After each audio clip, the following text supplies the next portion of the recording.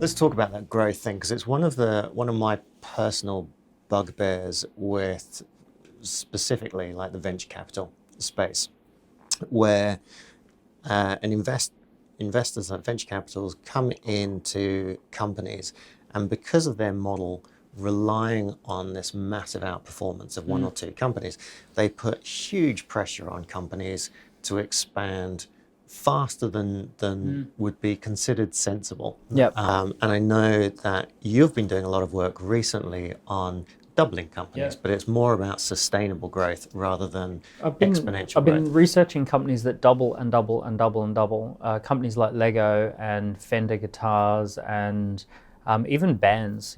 So there's some key principles around what creates a company that doubles and doubles and doubles. But one of the interesting ideas that I stumbled upon is that many great companies get going at about year 20. So, for example, Apple was started in 1978. It was almost bust in 1998, had a reinvention moment in 1998, and then became the biggest company in the world 10 years later. You see this, there's a lot of them. There's obviously Apple and Microsoft. But around year 20, you see a lot of companies hit this weird wall where they're kind of like lost and they're not sure what the hell to do.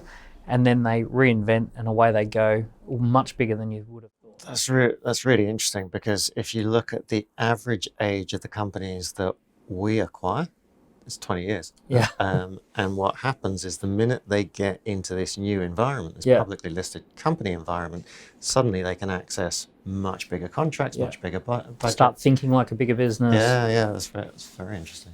I think a really fascinating idea is that things are never as good as they seem, things are never as bad as they seem. Yeah. So a company that might have gone stale has probably got a lot of innovation in it, but no one's recognizing it.